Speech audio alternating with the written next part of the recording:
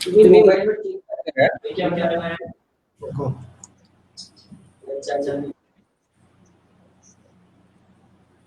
आवाज आ रही है? Yes perfect Okay. Shall we start? Namaskar. MGM University, College of Journalism and Mass Communication और MGM Department of Photography द्वारा आयोजित इस फेसबुक लाइव वेबिनार में आप सभी का स्वागत करती हूँ। गत एक माह से इस फेसबुक लाइव वेबिनार में पत्रकारिता के विभिन्न विषयों पर, जिसमें मुख्यतः print media, electronic media, advertising, public relations, career opportunities, digital media इत्यादि अनेक विषयों पर मार्गदर्शन कर उनके शंकाओं का भी समाधान किया। इसी श्रृंखला के तहत आज हमारे साथ अंतर्राष्ट्रीय पुरस्कार विजेते wild life photographer Shri Vijay Wilson, जो एमजीएम डिपार्टमेंट ऑफ फोटोग्राफी के प्रमुख भी है।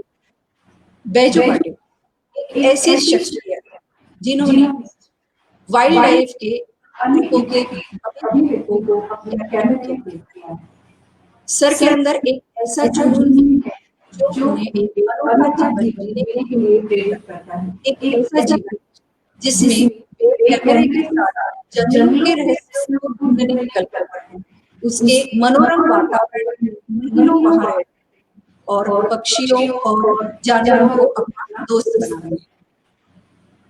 सर ने अपने प्रयासों से अंतर्राष्ट्रीय और राष्ट्रीय स्तर पर सर के द्वारा खींचे गए अनेक छायाचित्रों को राष्ट्रीय और अंतर्राष्ट्रीय पुरस्कारों से भी सम्मानित किया गया, जिनकी संख्या 135 से भी अधिक है। सेंचुरी पुरस्कार सर को 2 बार प्राप्त हुआ है। गत 6 माह पूर्व ही सर को shoot of the frame award से भी नवाजा गया।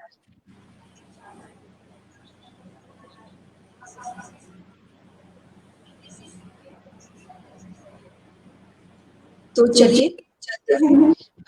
आज हम सर के काम और उनके कार्यों के अनुभवों के बारे में हम उन्हीं से जानना चाहेंगे। इस अनौपचारिक बातचीत के मध्य यदि किसी को सर को कोई प्रश्न पूछने हैं तो कृपया कमेंट बॉक्स के अंदर प्रश्न लिखें। सर, मेरा सबसे पहला प्रश्न आपसे ऐसा है कि पैशन से भरे इस फोटोग्राफी के करियर की शुरुआत कैसे हुई? Good morning.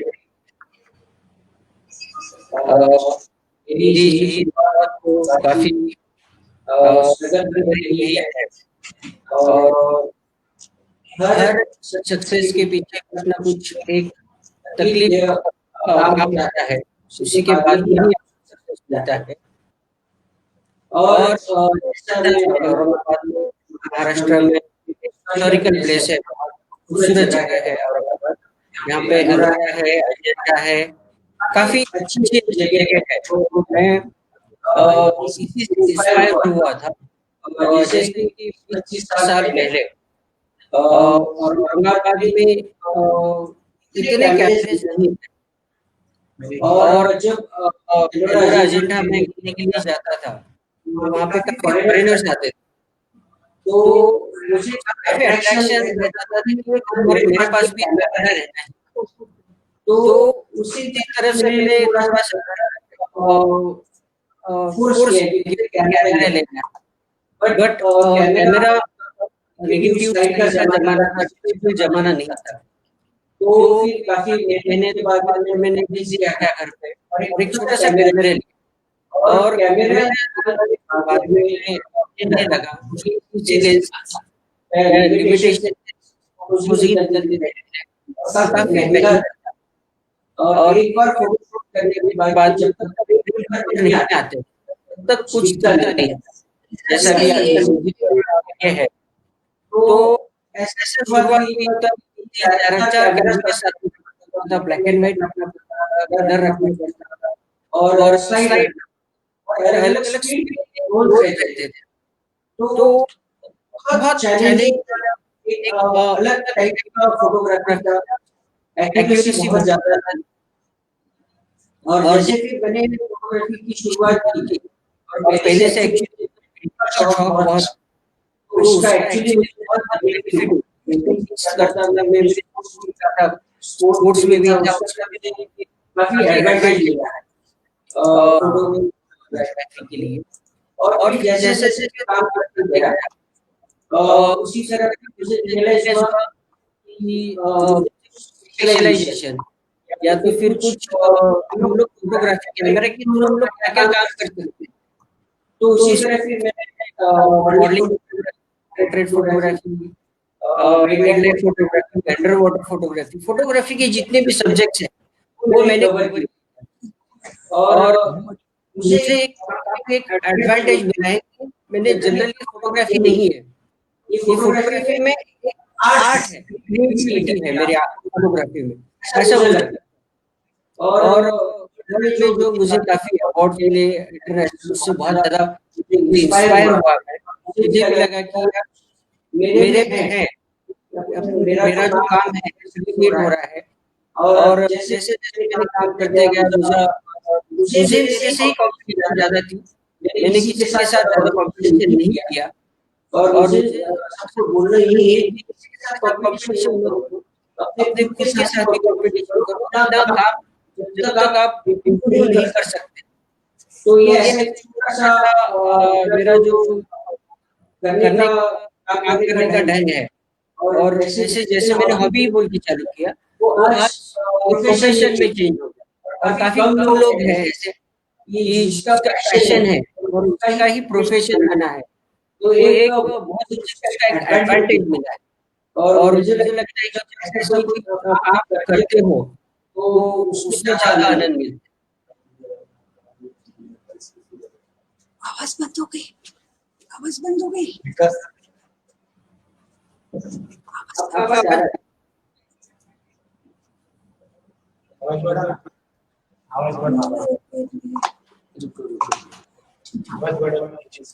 यस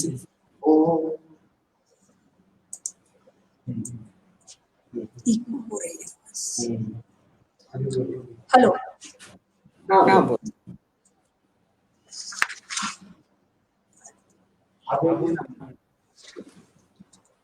सर, शुरुआती समय में फोटोग्राफी करते समय आपको अनेक प्रकार की चैलेंजेस, थ्रिल्स और एक्सपीरियंसेस का सामना करना पड़ा होगा। उसके अनुभव के बारे में बताइए। देखिए फील्ड है, ये चैलेंजिंग है, हार्ड वर्क किसी को पॉसिबल ही नहीं है। और जैसे मैं एक्चुअली मेरा स्टूडियो भी है, काफी कम लोगों का करना है, लेकिन काफी मेरा वर्क पोर्टफोलियोज वगैरह, photography, industrial photography, commercial photography सभी करता था। और एक्चुअली मेरा ब्रेड एंड बटर है, उसी से मैं कमा कर वाइल्ड फोटोग्राफी करता था। और सिर्फ वाइल्ड लाइफ इंडिया में बहुत डिफिकल्ट है, वाइल्ड लाइफ फोटोग्राफी आप सर्वाइव हो सकते, क्योंकि इंडिया में उतना स्कोप नहीं है, काफी कम लोग हैं जिन्होंने अपना लाइफ ही उसी के ऊपर बनाया है। बट एक उसमें जो खुशी होती है, उसका जो आनंद मिलता है, वो मेरे ख्याल से पैसे में हम लोग काउंट नहीं कर सकते। इसलिए मैं वाइल्ड लाइफ फोटोग्राफी करते रहा, कंटिन्यू मुझे काफी एक्टिविटीज इंडिया, और मैं तो बोलूँगा हम लोग खुश नसीब है कि इंडिया में हम लोग वहाँ पे हमारा जन्म हुआ है। तो उसी तरह फिर मैं अलग अलग मेरा जो पैशन था, इंडिया के जितने भी नेशनल पार्क है मैं वहाँ पर विजिट दे चुका हूँ। और अलग अलग हर एक नेशनल पार्क का अपना अलग आइडेंटिटी है। जैसा रणथंबोर है, वहाँ पे टाइगर्स फोटोग्राफी अच्छी होती है। जिम कॉर्बेट नेशनल पार्क है, वहाँ पे एलिफेंट फोटोग्राफी अच्छी होती है। कर्नाटक में काबिनी एक जगह है जहाँ लेपर्ड फोटोग्राफी होती है। उसी तरह ऐसे अलग अलग अपना हर एक अपने नेशनल पार्क का अलग अलग ये है, आइडेंटिटी है। और वहां पर फिर मैं जाकर, जैसे लद्दाख है, बहुत खूबसूरत जगह है लद्दाख। अब रिसेंटली मैं अंडर वाटर फोटोग्राफी कर रहा हूँ, तो वो एक अलग चैलेंज है। तो मुझे ऐसा लगता है कि फोटोग्राफी की जितने भी सब्जेक्ट, जैसा माइक्रो फोटोग्राफी है, मॉडलिंग फोटोग्राफी है, पोर्ट्रेट फोटोग्राफी है, ये सभी मैंने अच्छा काम किया है। और मुझे मैं आपको बताना चाहता हूँ कि मेरे पास पोर्ट्रेट पोर्टफोलियोज मॉडलिंग के लिए इंडिया से अपॉइंटमेंट लेकर आते हैं। ये एक बहुत बड़ा मेरे को इजी लगता है स्टूडियो फोटोग्राफी, क्योंकि मैंने वाइल्ड लाइफ फोटोग्राफी जो की है वो मुझे बहुत ज्यादा डिफिकल्ट लगता था, बहुत ज्यादा चैलेंजिंग है उसमें। बट वो आपको उसका एडवांटेज आपका स्टूडियो फोटोग्राफी में मिलता है। जो पोर्टफोलियोज काफी मेरे जो पोर्टफोलियोज से मेरे फिल्म इंडस्ट्री में है, मॉडल्स है, टेबल टॉप फोटोग्राफी है, इंडस्ट्रियल फोटोग्राफी है, ये भी काफी किया है मैंने, और उसका मुझे बहुत एडवांटेज मिला है। सर अन्य फोटो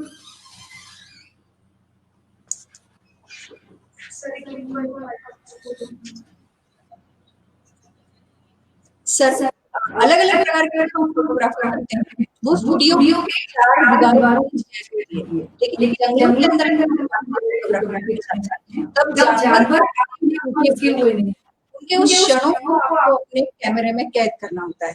तो ये आए हुए अनुभव कैसे रहे आपके?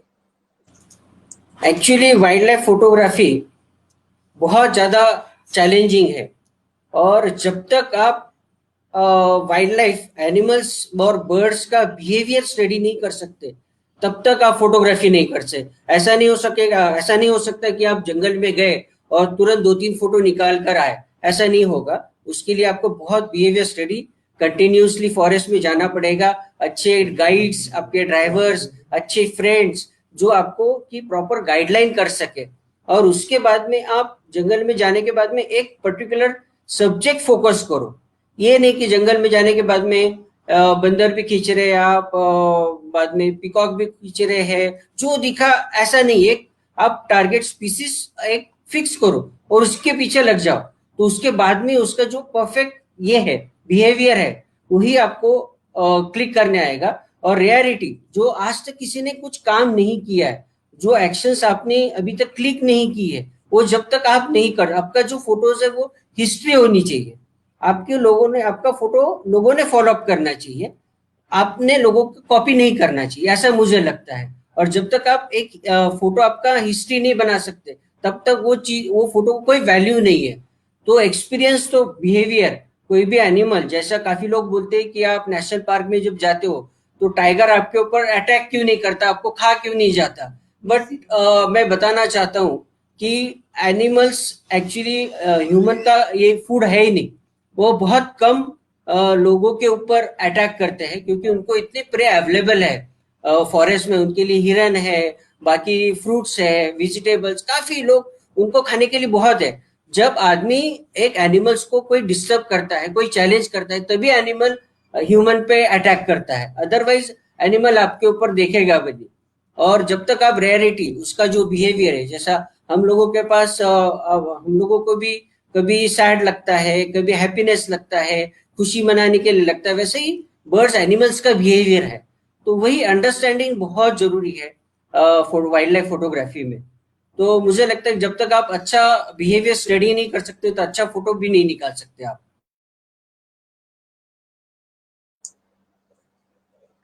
वाइल्ड लाइफ फोटोग्राफी करते समय सर अनेक प्रकारों के जानवरों का आपने सामना किया है, कुछ एक अविस्मरणीय क्षण भी आप बताइए। जैसे कई बार ऐसा भी होता है कि हिंसक प्राणी, शेर या बाघ जब आपके सामने होते हैं और आपने बहुत समीप से उनके छायाचित्र खींचे, तो वो रोमांचक क्षण कैसा रहा? बहुत बार वाइल्ड एनिमल्स ने अटैक किया है, और जब तक आप ये चीजों को फेस नहीं कर सकते, तो मुझे लगता है आप अगर डरेंगे वाइल्ड लाइफ फोटोग्राफी में, तो फोटोग्राफी नहीं कर सकते आप। बिहेवियर स्टडी, जैसे मैंने पहले बताया कि बिहेवियर स्टडी आपको बहुत ज्यादा इम्पोर्टेंट है। और जब तक आप उसका बिहेवियर नहीं, और कोई भी एनिमल अगर आपके ऊपर अटैक करेगा, तो पहले आपको वो इंस्ट्रक्शन देगा, एक आपको एक कीप डिस्टेंस, एक आपको वो बोलेगा कि भाई दोनों में डिस्टेंस रखो। आपको वो समझो अगर टाइगर का फोटोग्राफी करेगा, तो इमीडिएट टाइगर आपको अटैक नहीं करे, तो आपको थोड़ा सा गुरगुराएगा, थोड़ा सा भाई थोड़ा सा दूर रहो मेरे से। उसका बिहेवियर, वो बिहेवियर आपको मालूम होनी चाहिए। जैसे आपने बोला कि इंसिडेंट, हाँ मेरे साथ काफी इंसिडेंट हो चुके हैं, मैंने मेरे दूसरे इंटरव्यूज में भी काफी बताया है। वैसे ही मैं एक इंसिडेंट काजीरंगा का बताता हूँ। मैंने काफी बार वो शेयर किया है, और एक दो जैसे भी मुझे याद आता है वो इंसिडेंट मैं आपको बताता हूँ। जैसे काजीरंगा में मैं कुछ सबसे राइनो, एक हमारे पास असम में एक सिंगी गेंडा जो बोलते हैं वो सिर्फ असम में काजीरंगा नेशनल पार्क में ही दिखाई जाता है। हम लोग जैसे फोटोग्राफी करने गए थे तो उसने सडनली हम लोग एलिफेंट पे थे और वहां पर इतनी बड़ी ग्रास होती है, एलिफेंट इतनी हाइट उसकी होती है। और जब वो आपको साथ में जब नेशनल पार्क में आप जाते हो तो आपसे लिखा जाता है कि कोई इंसिडेंट हो गया आपसे, तो अगर आपका कुछ उसमें ये हो गया, आप डेथ हो गई आपकी, तो वो आप आपकी जिम्मेदारी पे आप नेशनल पार्क में जा रहे हो, वो आपसे लिख के लिया जाता है। और जब लिख के जाने के बाद में आप जब पार्क में जाते हो और ऐसा कोई इंसिडेंट हो गया तो उसको फॉरेस्ट जिम्मेवार नहीं रहता है। तो वैसे हम लोगों ने पूरा फॉर्मेलिटीज करके हम लोग अंदर चले गए। मेरे साथ मेरा गाइड था और एक उन्होंने एक गार्ड दिया था, उसके साथ एक गन थी। और हम लोग ऐसे फोटोग्राफी करते करते वो एलिफेंट ग्रास में हम लोग जा रहे थे। बट सडनली क्या हुआ, एक रैनो वहां पर था, हम लोगों को दिखाई नहीं दिया और सडनली उसने हमारे ऊपर चार्ज कर दिया। चार्ज जैसे भी किया तो वैसे हमारे पास जो एलिफेंट था वो डर गया और इतना वो समझ में नहीं आया कि उसने कैसे चार्ज कर दिया और वो उतना भागने लग गया और जम से चिल्ला एलिफेंट। और जैसे भी अटैक किया तो मेरे साथ जो गार्ड था उसने एयर में फायर किया और वो फायर करने के बाद में वो भागने लगा एलिफेंट। एलिफेंट आगे पीछे राइनो ऐसा कंटिन्यू थोड़ा चलते गए तो मेरे पास से बैलेंस इतना फास्ट, वो जो ब्रांचेस थे वो मेरे कैप को लग गए, मेरे कैमरेज इक्विपमेंट खाली पड़ गए, नीचे गिर गए। तो और काफी स्क्रैचेस लग गए, मुझे काफी इंजुरी हो गई। बट एलिफेंट दौड़ रहा था और राइनो पीछे उसको चेस कर रहा था। बट समझ में नहीं आया और एकदम सामने एक दरी आ गई, वहां पे वो एलिफेंट रुक गया और जैसे रुक गया तो मेरा बैलेंस आउट हो गया और मैं नीचे गिर गया कीचड़ में। और मेरे सामने एक 5 फीट पे राइनो मुझे देख रहा है, मैं उसको देख रहा हूँ। और जैसे मैं कीचड़ में से निकाला उसको फिर क्या लगा, मुझे देख के रिवर्स भाग गया। तो ऐसे काफी इंसिडेंट होते हैं, ऐसा कुछ नहीं है। और एक मैं बताता हूँ कि मैं जैसे औरंगाबाद के पास जायकवाड़ी बर्ड सेंचुरी है, मैं एक हाइड में बैठा हुआ था और एक वुड पिकर का मैं फोटोग्राफी कर रहा था और वहां पे उसका नेस्ट था। और जैसे मैं फोटो 8-10 दिन से फोटोग्राफी कर रहा था मैं, और जैसे फोटोग्राफी करने लग गया तो एक सडनली कोबरा, और थोड़ा सा अभी जैसा आप पार्क में जाते हो तो नेचुरली आपको बिहेवियर मालूम पड़ता है। और जैसे ही बर्ड्स चिल्लाने लग गए तो मुझे डाउट हो गया, क्योंकि हाइट में आप बैठने के कारण आपको कुछ दिखाई नहीं देता है, सिर्फ आपका व्यू फाइंडर में से कैमरे से जो दिखेगा उतना ही। और जैसे बर्ड्स का चिल्लाना चालू हो गया मुझे डाउट आ गया कि यहाँ पे कुछ ना कुछ तो भी गड़बड़ है, क्योंकि इमीडिएट बिहेवियर बहुत बर्ड्स का बहुत इंटेलिजेंट है, एनिमल बर्ड्स।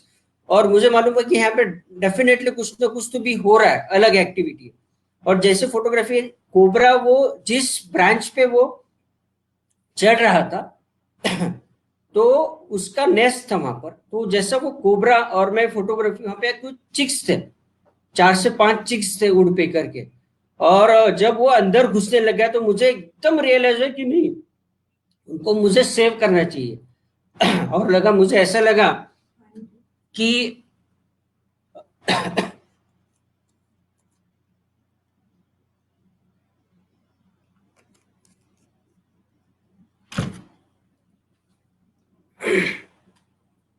रियलाइज हुआ कि मुझे वो बच्चों को सेव करना चाहिए। तो मैं इमीडिएट फोटो, अगर फोटो निकालता था तो वो अवार्ड विनिंग फोटो बन सकता था।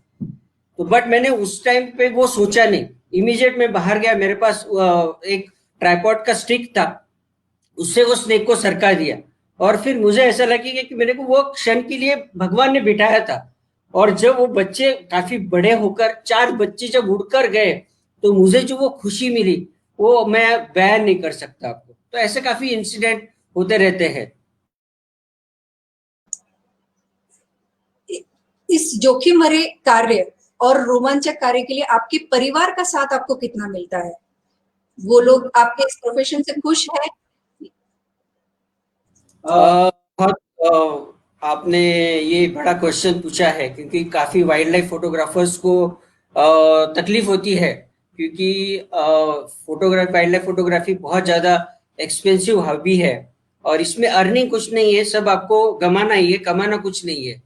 इसलिए घर वालों का डेफिनेटली स्टार्टिंग में काफी मुझे विरोध था कि भाई आप क्या कर रहे हो, कमाना कुछ नहीं है लेकिन आप कमा ही बहुत रहे हो। बट एक मुझे जुनून था कि आज कल ना परसों उसका कुछ ना कुछ अच्छा हो सकता है। और जब मुझे कुछ अवार्ड्स मिले नेशनल इंटरनेशनल, और जब मैं मेरे फैमिली को वहां पर लेके गया तो उनको पता चला कि भाई कितना यहाँ पर सपोर्ट दिया जाता है, कितने लोग लाइक करते हैं, कितने लोगों को खुशी मिलती है वाइल्ड लाइफ से। और हमारा हिंदुस्तान में कितने अलग अलग टाइप के जो बर्ड्स है, एनिमल्स है, उसकी वजह से काफी कंजर्वेशन काम होता है। काफी बिहेवियर स्टडी होती है, साइंटिस्ट को स्टडी करने के लिए काफी चीजें इससे बाहर निकलती है। और जब सबको पता लगने लग गया कि इससे कुछ तो भी एक हमारे इंडिया का नाम पूरे वर्ल्ड में जा रहा है, तो फिर काफी लोगों को घर से फिर मुझे हल्लो हल्लो सपोर्ट मिलने लग गया। और जैसे घर पे जब तक, और मुझे और एक लगता कि घर वालों का आपके ऊपर प्रेशर रहता है तब तक आप काम भी अच्छा नहीं कर सकते हो। कि ऐसा नहीं कि भाई नेशनल पार्क में जा रहे हैं और आप मस्ती मजा कर रहे हैं, सिंसियरली काम नहीं कर रहे हो। तो मुझे लगता है कि अगर घर का प्रेशर रहा तो वो काम ज्यादा अच्छा होता है, क्योंकि बार बार आप नेशनल पार्क में नहीं जा सकते हो। लिमिटेड 10 दिन, 15 दिन, महीने में 3-4 बार। या तो फिर आप अगर प्रोफेशनल करना चाहते हो तो आप डेफिनेटली आप जितना ज्यादा काम करेंगे उसमें आपको टाइम तो देना ही पड़ेगा। बट अपने पास यहाँ पे स्पॉन्सरशिप नहीं है। हम लोगों को अपना खुद का घर, हर एक चीज देख के ही वो करना पड़ता है। अगर बाहर के कंट्रीज में अगर रहते हैं आप, तो सिर्फ वहाँ की कंट्रीज आपको आपको बताती कि आप सिर्फ वाइल्ड लाइफ फोटोग्राफी करो, आपका फैमिली का जो भी है हम लोग वो संभालेंगे। ऐसा अलग अलग हर एक का, नेशनल का, हर एक स्टेट का अलग अलग होता है। तो मुझे लगता है कि इंडिया में वो अभी ट्रेंड आया नहीं है। तो घर का डेफिनेटली सपोर्ट लगेगा तो ही ये काम अच्छा होगा।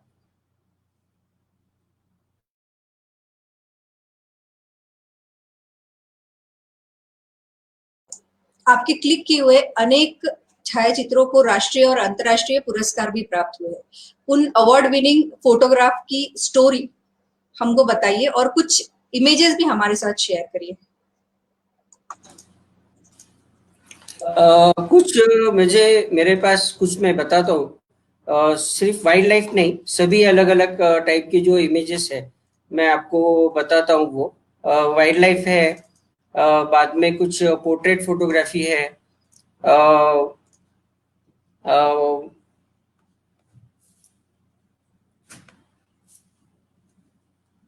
फोटो दिखाई दे रहा है आपको सबको? फोटो दिखाई दे रहा है?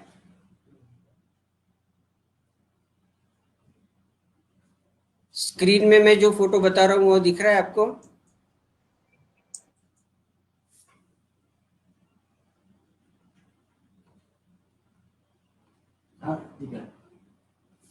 ये एक मेरा अवार्ड विनिंग फोटो है। इसको वर्ल्ड का best photographer of the year का अवार्ड, गोल्ड मेडल मिला हुआ है।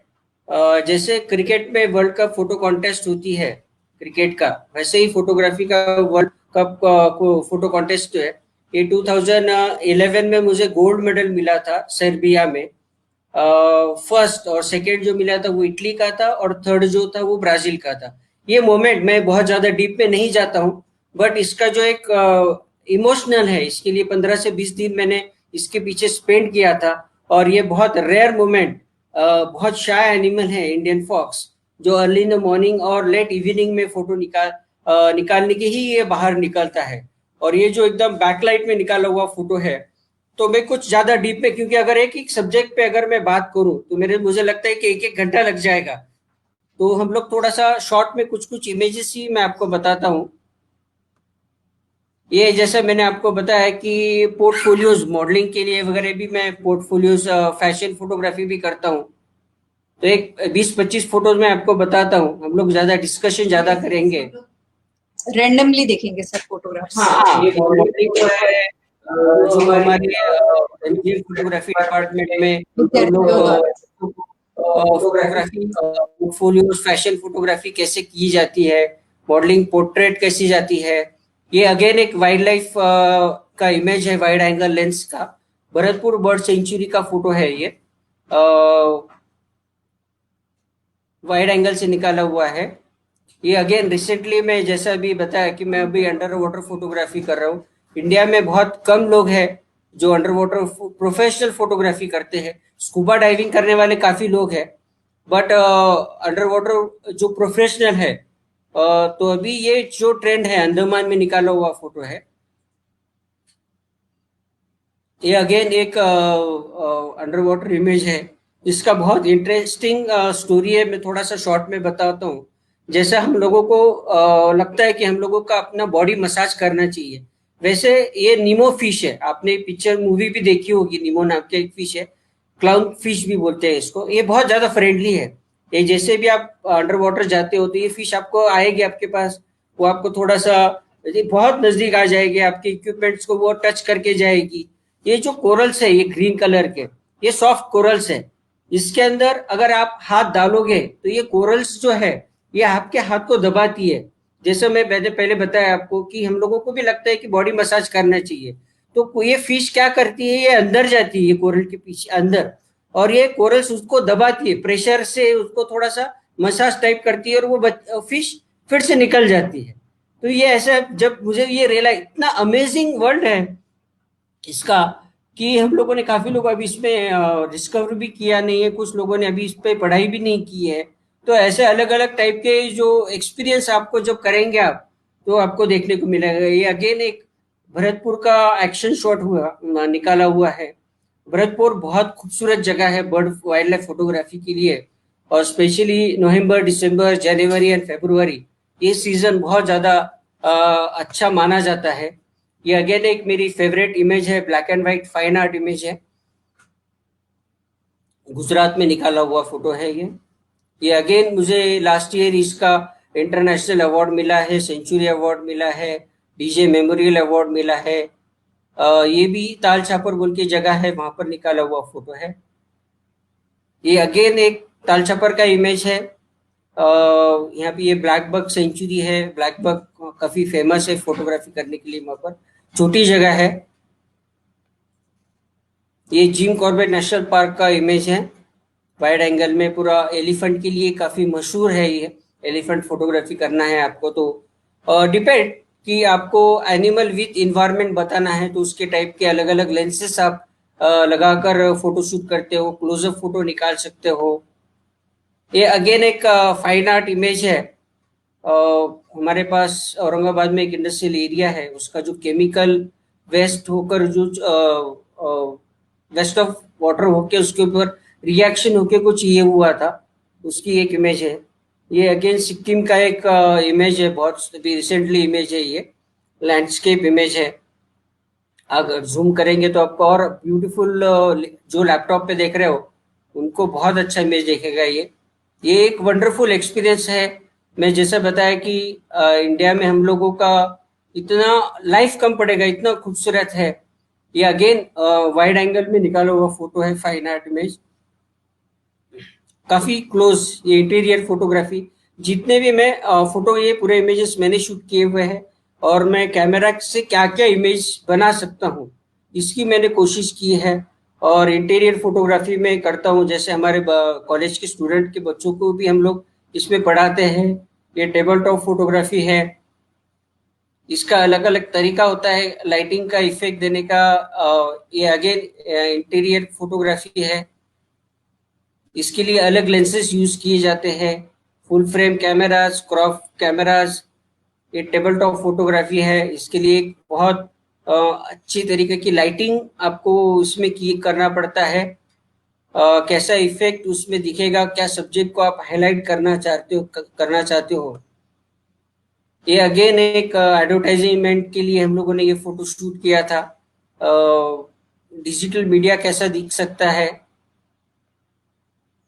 ये हम लोगों का ओन एमजीएम्स का सेटअप है। ये एडवर्टाइज पर्पस के लिए ही निकाला था, ब्रोशर के लिए। एक बहुत खूबसूरत हमारा कैंपस है एमजीएम, जहाँ पर हम लोगों ने ये अभी सेटअप, महाराष्ट्र में, मैं बोलूंगा कि महाराष्ट्र में सबसे बड़ा फोटोग्राफी इंस्टीट्यूट आज हमारे पास है। और सिर्फ हम लोग फोटोग्राफी तो सिखाते हैं, बट हम लोगों का एडवांटेज है इसमें क्रिएटिविटी, फाइन आर्ट।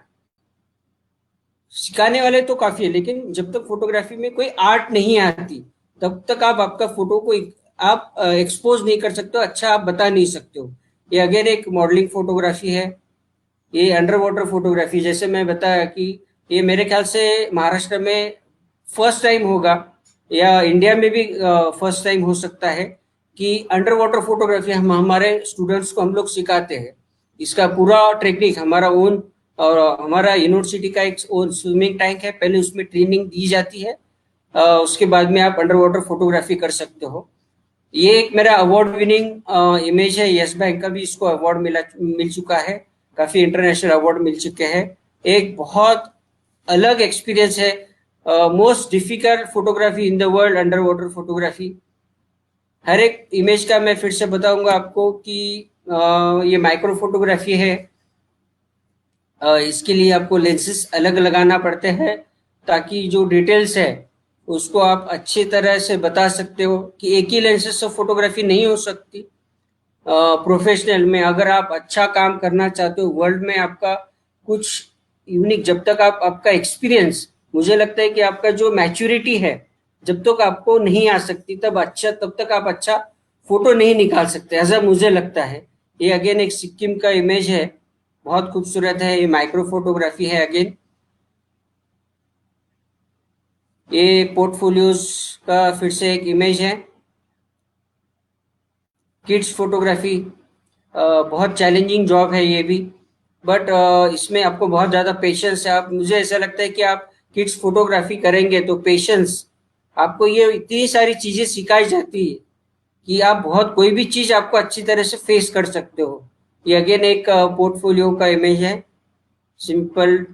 अगेन एक चाइल्ड, बच्चों के एक्सप्रेशंस मूड के हिसाब से आपको बहुत ज़्यादा वेट करना पड़ता है, तभी आप फोटो, काफ़ी टाइम बच्चे कंफर्टेबल नहीं होते, उनके थोड़ा सा फ्रेंडली होना पड़ता है, उनको हंसाना पड़ता है, उनके मूड के हिसाब से उनसे वो एक्सप्रेशन निकालना, ये एक बहुत बड़ा चैलेंज है। और जब मुझे लगता है कि आप ये जब सीख जाते हो तो कोई भी टाइप की आप फोटोग्राफी कर सकते हो। ये कुछ इमेज है, अगेन एक फाइन आर्ट इमेज है, स्लो शटर स्पीड पे निकाला हुआ है। हर एक फोटोज का अलग अलग एक स्पेशलिटी है, अलग अलग मोड्स है, उसके ऊपर ही आप ये कर सकते हो। ये फोटो भी एक जर्नलिज्म में मेरे, इसको भी नेशनल ज्योग्राफी का अवार्ड मिला है। ये वेडिंग फोटोग्राफी है, पोर्टफोलियोज का जो है, ये भी हम लोग हमारे एमजीएम डिपार्टमेंट में सिखाते हो। अभी रिसेंटली सबसे ज़्यादा चलने वाला प्री वेडिंग वगैरह, ये जो कंसेप्ट है बहुत ज़्यादा चलता है, और बहुत ज़्यादा इसमें इनकम आप कमा सकते हो। आप एक, आपका जो लाइफस्टाइल है इसके ऊपर आप सर्वाइव हो सकते हो, specially wedding photography, studio photography, portfolios इसमें। ये अगेन एक फाइन आर्ट इमेज है, नाइट नाइट ट्रेल का एक लॉन्ग एक्सपोजर पे एक निकाला हुआ फोटो है। तो ये बहुत सारी ऐसी चीजें, मैं आपको थोड़े कम ही इमेज बताता हूँ क्योंकि हम लोग, और बहुत सारा हम लोगों के पास काफी इंक्वायरीज आ रही है, तो हम लोग, मुझे लगता है कि उसके ऊपर हम लोग डिस्कस करेंगे। तो ये मैंने एक छोटा मेरा वर्क वर्क आपने आपको बताने की कोशिश की है।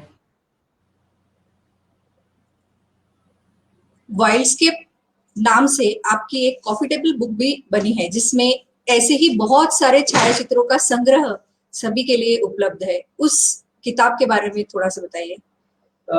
मेरी जो एक किताब जो निकली थी वाइल्डस्केप नाम की, ये राजभवन में गवर्नर के हाथ से इसका ओपनिंग हुआ था, और मुझे लोकमत की जो विजय जी दर्रा है, इन्होंने इंस्पायर किया हुआ था। इन्होंने काफी मुझे इनकरेज किया कि भाई आप, आपका ये वर्क है ये आप तक सीमित मत रखो, आप ये पूरी दुनिया में दिखने दो। तो इसके कारण फिर मैंने वो काफी, इंडिया का जो बेस्ट प्रिंटिंग होता है वहां पर इसको प्रिंट किया हुआ है, और ये काफी फेमस हो चुकी है ये बुक।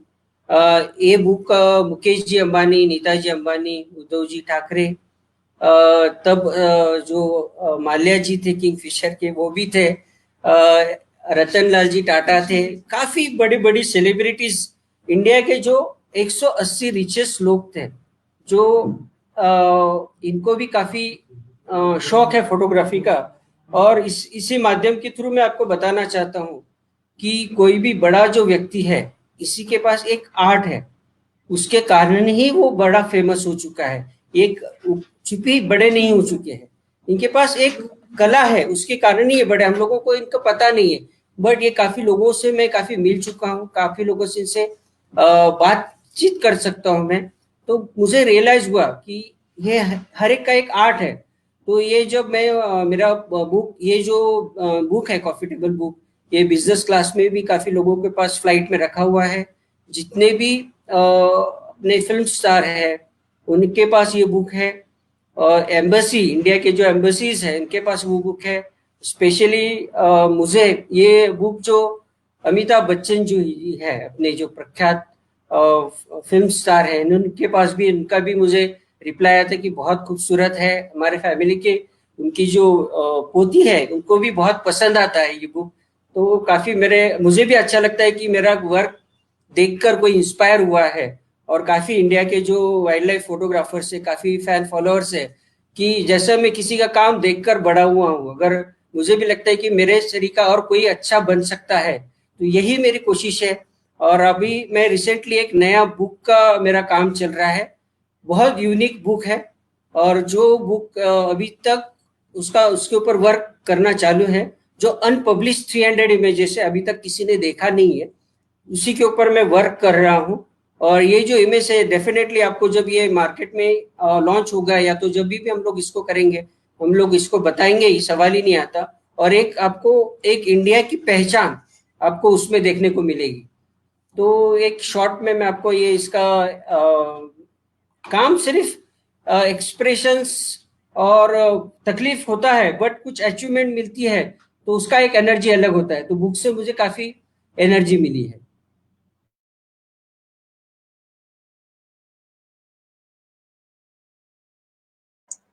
आपका प्रकृति के साथ हमेशा एक अटूट नाता रहा है। लॉकडाउन के इस पीरियड में भी आप उद्यानों में या खुले मैदानों में नजर आए।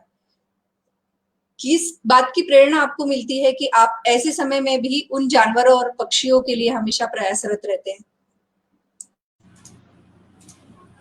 एक्चुअली अभी लॉकडाउन के बीच में तो मैं कहीं नेशनल पार्क में नहीं जा सकता था, 2 महीने।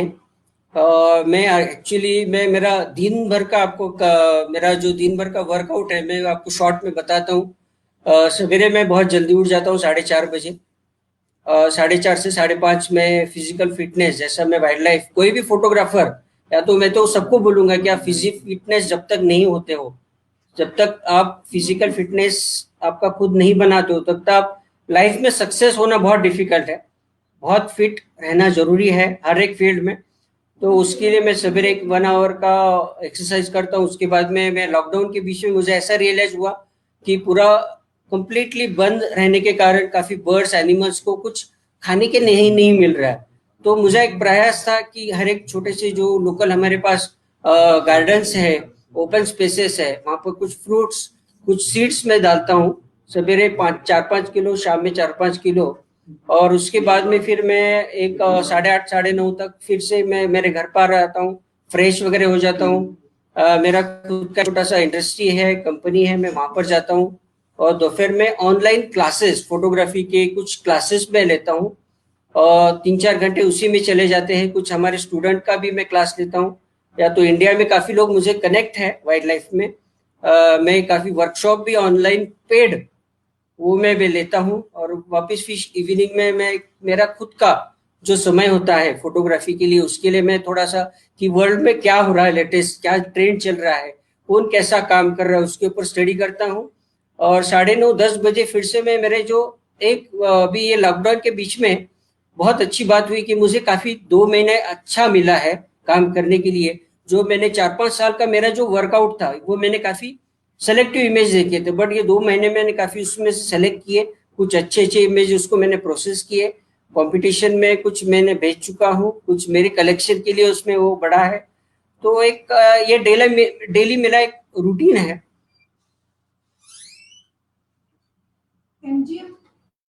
एमजीएम यूनिवर्सिटी के तहत शुरू किए गए एमजीएम फोटोग्राफी डिपार्टमेंट में आपने जो कोर्सेज शुरू किए हैं, ये कोर्सेज कुछ अनोखापन लिए हैं। यहाँ पे बहुत सारी अन्य बातें भी सिखाई जाएंगी जो शायद फोटोग्राफी के जो और महाराष्ट्र लेवल पे जितने इंस्टीट्यूट है वहां पे नहीं कवर किए। जैसे अभी आपने बताया अंडर वाटर फोटोग्राफी, तो कुछ उस करिकुलम के बारे में भी हमारे विद्यार्थियों को मार्गदर्शन कीजिए। एक्चुअली ये जो प्रोफेशन था मेरा, ये मैंने सोचा नहीं था कि मैं ये फील्ड में, टीचिंग फील्ड में जाऊंगा। बट हमारे यहाँ पर एमजीएम जो यूनिवर्सिटी है, उसके जो ये कदम सर है, बाबूराव जी कदम सर, इन्होंने मुझे फोन कर कर बुलाया कि बैजू जी, आपका जो एक 20-25 साल का जो एक्सपीरियंस है, वो अगर आप हमारे कॉलेज के थ्रू बच्चों को कुछ कर सकते हैं तो आप जरा सोचिए। तो फिर काफी मैं एमजीएम डिपार्टमेंट में पूरे कैंपस में घूम चुका था, देख लिया काफी, और मुझे लगा कि जो मेरा 25 साल का एक्सपीरियंस है, जैसा मुझे काफी तकलीफ हुई थी सीखने के लिए, फोटोग्राफी के लिए, और काफी इंडिया में, फॉरेन में मैं जा चुका था, बट ये रियल जो पढ़ाई थी वो किसी ने सिखाई नहीं। और वो थोड़ी सी मुझे काफी ये लग रहा था कि मुझे बुरा लग रहा था कि भाई मैं जैसा चाहिए उतना सीखा नहीं, बस उस सीखने के लिए मुझे 10 से 15 साल लग गए, बट उसमें जो मुझे काफी सीखने को मिला। और उसी के कारण मुझे लगा कि नहीं, अभी जो मैंने मुझे थोड़ा बहुत अचीवमेंट किया है, ये बच्चों के साथ शेयर करना चाहिए कि एक शॉर्ट पीरियड में, जैसे हम लोगों ने औरंगाबाद में अभी जो हमारा जो डिपार्टमेंट है, यहाँ पे एक एडवांस इक्विपमेंट्स है हमारे पास। 10 mm से लेके तो 800 mm तक के लेंसेस है हमारे पास। ऑल टाइप की फोटोग्राफी उसमें सिखाई जाती है, modelling, portfolios, fashion photography, interior, wedding, pre wedding, wild life, जितने भी है सब्जेक्ट वो उसमें कवर किए जाते हैं। और उसमें हम लोगों ने जैसा एक 1 ईयर का डिप्लोमा कोर्स चालू किया है, और डिग्री बीए इन फोटोग्राफी 3 साल का ये कोर्स चालू किया है। और हम लोगों के बहुत लिमिटेड सीट्स ही है, क्योंकि फोटोग्राफी एक ये आर्ट है, कला है, इसमें आप ज्यादा स्टूडेंट लेकर ज्यादा कॉन्सेंट्रेट नहीं कर सकते। तो ये ही हमारा प्रयास है कि एक अच्छा फोटोग्राफर बन सके। इतने दिन काम चल गया, उसमें इतना कुछ नहीं था, बट अभी डिजिटल टेक्नोलॉजी के कारण कंप्यूटर का नॉलेज होना जरूरी है। आपको टेक्निकली बहुत उसमें डीपली जब तक आप सीखेंगे नहीं, तब तक अभी सर्वाइव नहीं कर सकते। बहुत ज्यादा कंपटीशन आ चुका है, आपको आपके कोई फील्ड में स्पेशलाइजेशन करना पड़ेगा, तभी आप सर्वाइव हो सकते हैं। तो मुझे लगता है अगर आप फोटोग्राफी में अगर सीखना चाहते हो तो डेफिनेटली आप हमारा कैंपस आकर देखना चाहिए। और एक आपका, अगर आपका करियर बनाना चाहते हो आप फोटोग्राफी में, तो डेफिनेटली हमारे यहाँ से एक अच्छा फोटोग्राफर आप बनकर ही बाहर निकलेंगे, ऐसा मुझे लगता है। निश्चित ही सर, आपके मार्गदर्शन में बहुत ही प्रभावी फोटोग्राफर्स भविष्य में तैयार होंगे। विद्यार्थी अगर सर से कोई प्रश्न पूछना चाहते हैं तो कृपया कमेंट बॉक्स के अंदर अपने प्रश्न लिखें। सर, एक प्रश्न पूछा गया है कि प्रोफेशनल फोटोग्राफर बनने के लिए क्या स्किल्स जरूरी होते हैं? एक्चुअली प्रोफेशनल फोटोग्राफर बनने के लिए सबसे बड़ी बात आपके ब्लड में चाहिए, खून में, और हार्ड वर्क, मेहनत इसके पीछे बहुत ज्यादा है। फोटोग्राफी मैं अगर परसेंटेज वाइज करूँ, 100% में से 70% प्रैक्टिकल है और 30% थेरी है।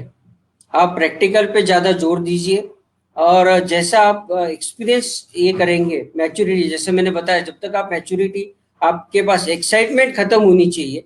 एक्साइटमेंट जब तक आपकी खत्म नहीं होगी तब तक आप अच्छा फोटोग्राफर नहीं बन सकते हो। और आपको अगर सीरियसली कुछ करना है तो डेफिनेटली अच्छे गाइडलाइंस, अच्छे लोगों के साथ कनेक्ट होना चाहिए। मैं अभी देख रहा हूँ कि रिसेंटली बहुत ज्यादा ऑनलाइन जो अलग अलग तरीके के वर्कशॉप हो रहे हैं, उसमें से भी आपको चॉइस करना पड़ेगा कि मैं किसको फॉलो करूं। और मुझे लगता है कि अगर अच्छा लोगों से आप कनेक्ट होकर अच्छे लोगों से कांटेक्ट में रहेंगे तो डेफिनेटली एक अच्छा फोटोग्राफर आप बन सकते हो।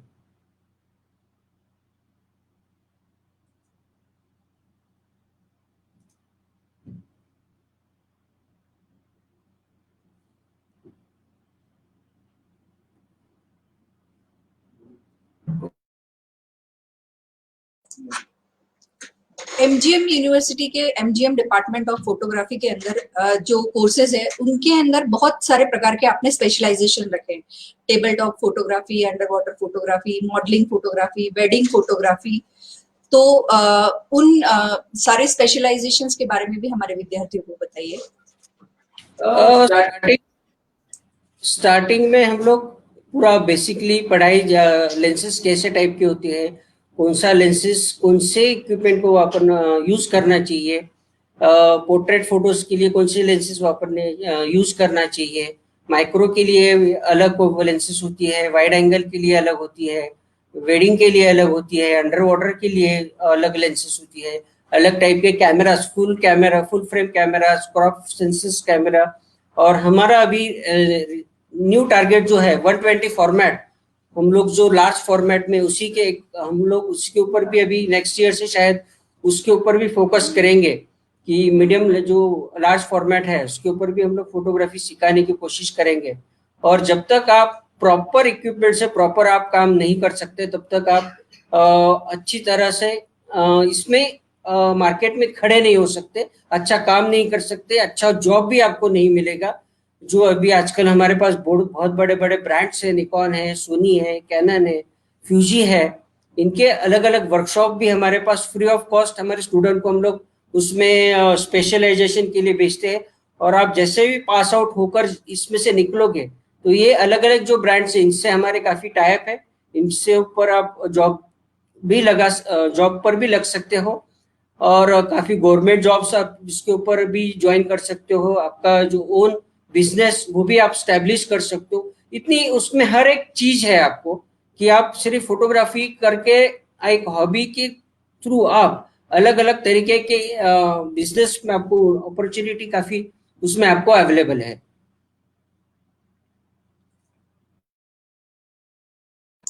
विलास जी ने एक सर प्रश्न पूछा है, डिजिटल टेक्नोलॉजी के युग में आज हम छायाचित्र खींचने के बाद सॉफ्टवेयर के माध्यम से उस पर पोस्ट प्रोसेसिंग का काम करते हैं, तो किसी छायाचित्र की परिणामकारकता के लिए पोस्ट प्रोसेसिंग की टेक्निक कितनी यूजफुल होती है?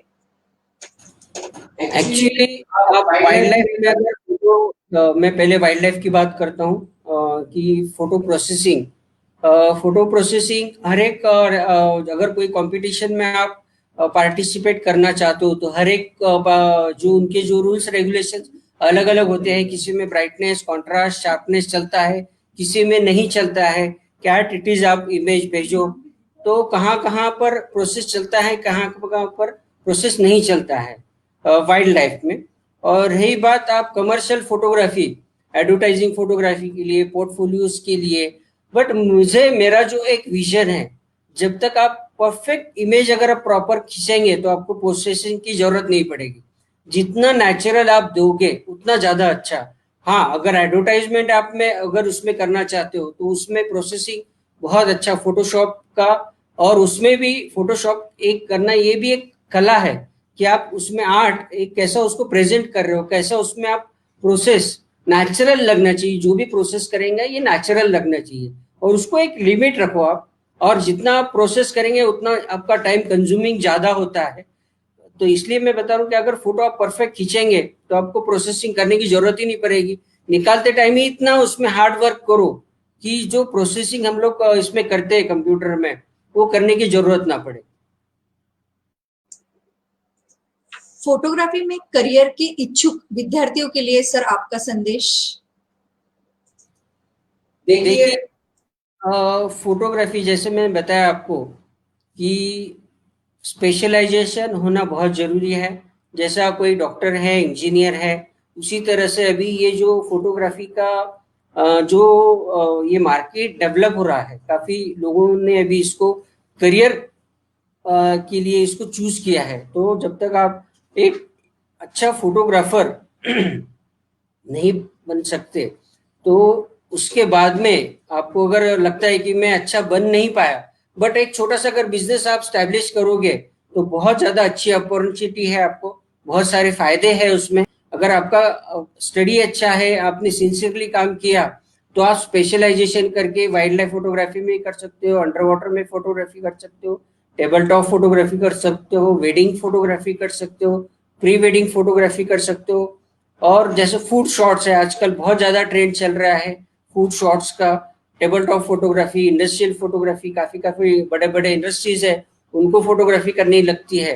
तो बहुत सारी चीजें हैं। अगर आप आफ्टर ग्रेजुएशन पूरा निकलते हो पॉलिश होकर, अगर आपको लगता है आपका ओन कैमराज रिपेयरिंग का भी हम लोगों ने उसके अंदर एक थोड़ा सा एक शॉर्ट कोर्स रखा है, प्रोसेसिंग, सिर्फ प्रोसेसिंग निकालने के बाद में उसको डिजाइन कैसा करना है, प्रोसेस कैसा करना है, ये सभी चीजें उसमें आपको सिखाई जाएगी। और लगता है मुझे कि हर एक का अपना एक चॉइस है कि मुझे अभी ये अगर अच्छा आता है, तो मुझे लगता है जिसने उसने अपना वो एक आपका ऑप्शन है कि आप सीखने के बाद में इसमें आप प्रोफेशनल में आप करियर बनाना चाहते हो, तो आप उसमें आप आपका करियर बना सकते हो। सर, वनिता जी ने एक प्रश्न पूछा है कि केवल पैशन ही हमारे लिए इम्पोर्टेंट है क्या? अगर आपको फोटोग्राफी के अंदर करियर बनाना है तो प्रोफेशनली फोटोग्राफी ये प्रोफेशन आपको कितना आपके ब्रेड एंड बटर के लिए कितना हेल्पफुल रहेगा? केवल पैशन ही सफिशिएंट नहीं है। मैं वनिता जी को बताना चाहूंगी कि सर का खुद का एक स्टूडियो भी है जहां सर अलग अलग प्रकार की फोटोग्राफी और फोटोशूट्स पोर्टफोलियोज भी बनाते हैं, लेकिन व्यावसायिक तरीके से भी आप अपना करियर बना सकते हैं। Sir please. जैसे मैंने पहले बताया कि मेरा ये जो फोटोग्राफी है ये सिर्फ पैशन था, और जब मैंने इसमें करने की कोशिश की, मुझे लेकिन कॉन्फिडेंस था कि मैं कुछ ना कुछ बाद में अचीव कर सकता हूँ, इसके मुझे थोड़ा सा एक कॉन्फिडेंस था। थोड़ा सा स्टार्टिंग में तकलीफ हुई, नो डाउट, कि इसको मैंने सिर्फ पैशन के पास ही देखा, बट मुझे जो एक्सपीरियंस मिला उससे बहुत सारी चीजें सीखने को मिली। और ये सिर्फ नॉलेज आपको यूट्यूब बुक पढ़ने से नहीं होता है, इसको आपको खुद में उसमें एक आपको इन्वॉल्व होना पड़ता है, उसको प्रैक्टिकल आपसे मिस्टेक होनी चाहिए, काफी चीजें सीखने को मिलेगी। जब तक आप नहीं सीख पाओगे तब तक आप आपका खुद का एक आइडेंटिटी नहीं बना सकते। क्योंकि आप अगर कॉपी करना है तो कॉपी तो पूरा वर्ल्ड कर रहा है, उसमें आपको कोई फॉलो नहीं करेगा। आपका जब तक आप स्पेशलिटी नहीं बनाओगे तब तक आपको लोग फॉलो नहीं करेगा। अगर अगर पैशन है आपका और आप करके अगर आपका प्रोफेशनल में वो बन जाता है, तो उससे बहुत अच्छी चीज कोई हो ही नहीं सकती। उसमें आप कितना भी हार्ड वर्क करो तो आपको वो महसूस नहीं होगा, और आप कुछ नया कुछ ना कुछ करने की चाहत आप में रहती है। तो ये काफी लोगों को लगता है, और मैं इसके माध्यम से यही बताना चाहता हूँ कि आपका कोई भी हॉबी रहो, नॉट नेसेसरी कि फोटोग्राफी हो, आपका कोई भी एक हॉबी रहा तो उसको आप लाइफ टाइम आपने उसके ऊपर ध्यान देना चाहिए। हर एक ने अपना एक दिन वो हॉबी में देना चाहिए। किसका फेवरेट हो सकता है, म्यूजिक हो, पेंटिंग हो, डांस हो, जो भी हो, तो हर एक ने अपना अपना वो हॉबी कंटिन्यू रखना चाहिए। क्योंकि वो एक ही हॉबी जो है वो आपको बहुत खुशी देगी लाइफ टाइम, जो पैसे में नहीं मिलेगी आपको। और जगह जब आप पैशन से आपका प्रोफेशनल में चेंज जाते हो, तो आप डेफिनेटली खुद बहुत अच्छा काम कर सकते हो, और उसमें जो खुशी मिलेगी वो और कहीं नहीं मिल सकती। सर, सचिन जी ने एक प्रश्न पूछा है, अन्य व्यवसाय की तरह फोटोग्राफी का व्यवसाय भी इस कोरोना के संकट में बहुत अलग प्रकार के क्राइसिस या फोटोग्राफर्स को उनके जितने भी ऑलरेडी बुक्ड असाइनमेंट्स थे वो सब उनके पैसे वापस करने पड़े, वेडिंग बंद है, तो ऐसे सारे सिचुएशंस में बाहर आने के लिए फोटोग्राफर्स ने क्या करना चाहिए? मुझे लगता है कि ये सबसे बहुत अच्छा मौका है कि एक्सपेरिमेंट, आपका एक अलग काम जब तक नहीं बताया गया तब तक आपका वैल्यू नहीं है। पहले बोला मैंने कि आप जितना सकते हो लोगों के साथ आप कनेक्ट होकर, साल भर भी बहुत डिफिकल्ट है।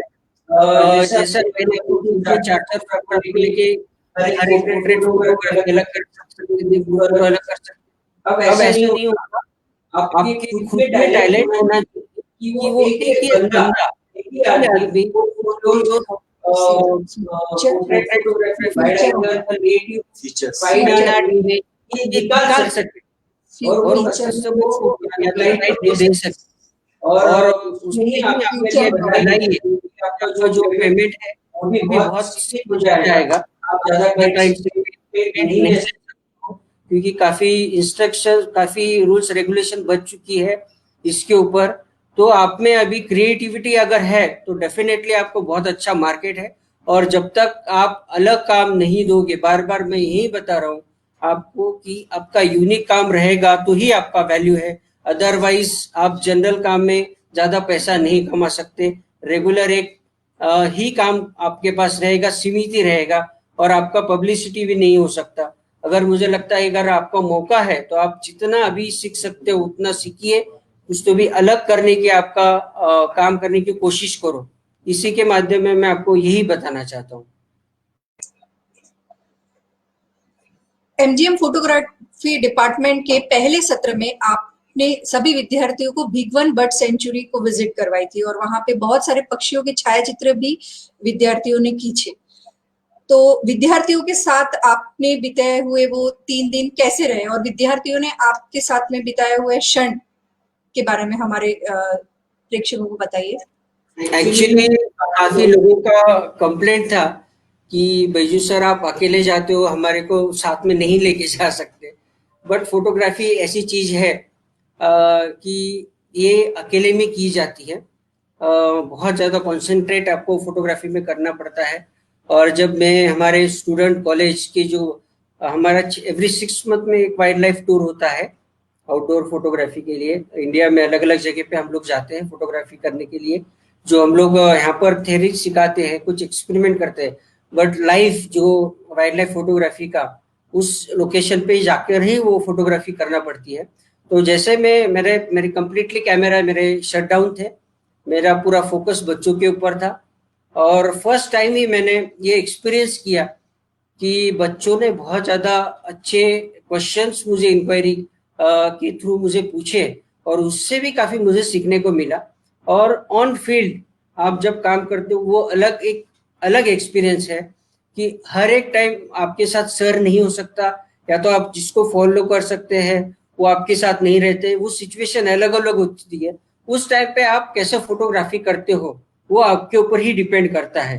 तो एक टीचर आपको एक वे बता सकता है, बट अगला जो प्रोसेस है वो आपको खुद को ही उसकी डिसीजन लेना पड़ते हैं, और वो बहुत ज्यादा चैलेंजिंग है। और बच्चों को जब आप फील्ड पे जाने के बाद में एक कॉन्फिडेंस लेवल मालूम पड़ता है कि एनिमल बिहेवियर, की एनिमल्स किसके लिए, सिर्फ फोटोग्राफी नहीं बट एनिमल के बिहेवियर से आपको कुछ लाइफ में चेंजिंग पॉइंट आ सकते हैं। उनका जो वो किसके लिए जी रहे हैं, उनका रिमेट रिलेशंस क्या है, उनका लाइफस्टाइल क्या है, वो कितना सीमित रहते हैं, उनका फूड चेन क्या है।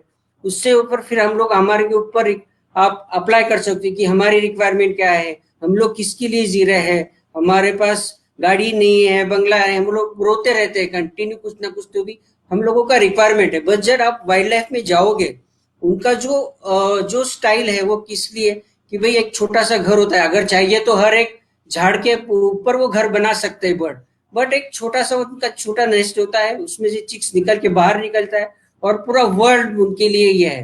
तो ये बहुत सारा एक अच्छा एक्सपीरियंस था, और बच्चों ने भी काफी अच्छी एंजॉयमेंट की है। वेडिंग फोटोग्राफी या अन्य व्यवसाय में खींचे गए जो फोटोग्राफ्स रहते थे वो एल्बम तक सीमित रहते थे, लेकिन बदलते समय के साथ ये एल्बम्स का परिवर्तन हमने देखा है कि वीडियो में हुआ है। तो राजा जी ने एक प्रश्न पूछा है कि वीडियो फोटोग्राफर के रूप में अगर आपको आगे करियर करना है तो वो कितना सक्सेसफुल हो पाएंगे उस क्षेत्र में। अभी जो लेटेस्ट टेक्नोलॉजी आई है, जो मिररलेस कैमरास जो है, हमारे डिजिटल कैमरास है, उसके अंदर भी आप वीडियो फोटोग्राफी कर सकते हो। क्योंकि काफी अभी बड़े बड़े जो मूवीज है ये डिजिटल एसएलआर के थ्रू मूवीज जो शूट हुई है।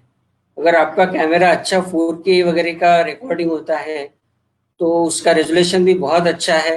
और हम लोग हमारे इसमें भी जो फोटोग्राफी कोर्स है उसके अंदर वीडियो का भी एक बेसिक नॉलेज कि एसएलआर के थ्रू आप कैसा वीडियो कर सकते हो। अगर ये दोनों चीजें आपके साथ है तो मुझे लगता है कि ये बहुत बड़ा आपको एडवांटेज मिलेगा कि आप दोनों काम कर रहे हो, फोटोग्राफी भी और वीडियो भी। तो उससे आपको एक इनकम सोर्स भी आपको अच्छा मिल सकता है, और ये बहुत अच्छा है, करना चाहिए। दोनों ऑप्शंस आपके पास एक ही कैमरा में, पहले जैसा फिल्म के जमाने में फिल्म कैमरा अलग था और ऐसे वीडियो का कैमरा अलग था, तो लेकिन अभी वो रहा नहीं है ट्रेंड। अभी एसएलआर के थ्रू भी आप कर सकते हो, तो मुझे लगता है कि आपने उसके ऊपर भी अगर फोकस करेंगे तो बहुत अच्छा उसमें आप आपका लाइफ बना सकते हो। सर, एक अंतिम प्रश्न शिवानी ने पूछा है, वेडिंग फोटोग्राफी करते समय हमें किन बातों को सबसे ज्यादा फोकस करना चाहिए? एक्चुअली वेडिंग फोटोग्राफी ये बहुत अच्छा सब्जेक्ट है पैसे कमाने के लिए, या तो फिर एक प्रोफेशन के लिए कि आप ये इसमें बहुत अच्छा काम कर सकते हो। बट मैंने जैसे पहले बताया कि आपकी इमेजेस बहुत यूनिक होनी चाहिए, बहुत अलग इमेजेस चाहिए, तो ही आप स्टैंड कर सकते हो। अ, अगर अभी जैसा मैंने बताया कि अभी लिमिटेशंस हो चुके हैं, बहुत लिमिटेड फोटोग्राफर सी फोटो निकाल सकते हैं, लोग भी बहुत कम रह गए। तो पोर्ट्रेट फोटोग्राफी करना है तो मेरे ख्याल से एक कैंडिडेट फोटोग्राफी करना है आपको, तो उसके लिए 70-100 का लेंस रहना चाहिए आपके पास। Wide angle lens group photo के लिए वो रखना चाहिए। एक या दो कैमरा एटलीस्ट आपके गले में रहना चाहिए कि सिचुएशन के हिसाब से आप जैसा फोटोग्राफी करना चाहते हो, क्योंकि मोमेंट्स कब क्या चेंज हो गए ये नहीं बता सकते। और कुछ हाई स्पीड में अभी जो प्रेजेंट लाइट में और कुछ आर्टिफिशियल लाइट्स आप अलग अलग लगाकर फोटोग्राफी कर सकते हैं। और नेचुरल मोमेंट्स को आजकल जो नया ट्रेंड चल रहा है कि हायर आईएसओ यूज कर कर अलग अलग नेचुरल जो मोमेंट्स है उसमें आप कैप्चर करेंगे तो वो आपके इमेजेस बहुत अट्रैक्टिव लगते हैं।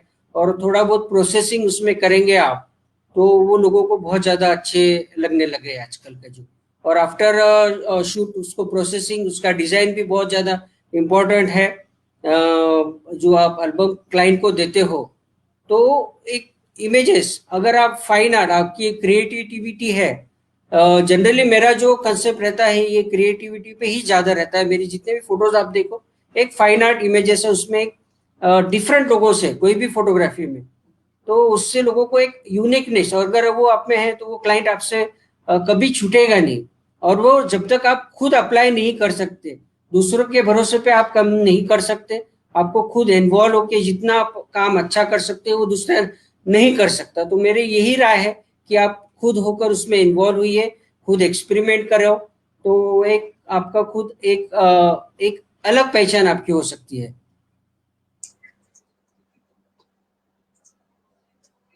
एडवांस डिजिटल टेक्नोलॉजी में डीएसएलआर की जगह मोबाइल फोन्स ने ली है, और आज मोबाइल फोन्स डीएसएलआर की जितनी कैपेसिटी के मेगापिक्सल्स के हमने देखे बनने लगे हैं।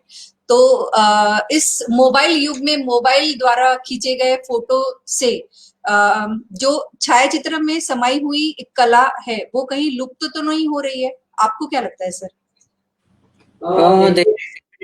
अभी बहुत इसका इम्पैक्ट फोटोग्राफी पे हुआ है। और पहले भी मैंने इसी के ऊपर बोला था कि अभी आपको स्पेशलाइजेशन करना पड़ेगा। वो एसएलआर के जो कैमरास है आपकी, मोबाइल के कैमरास ने काफी मार्केट खत्म कर चुका है। काफी स्टूडियो, अच्छे अच्छे स्टूडियो बंद हो चुके हैं।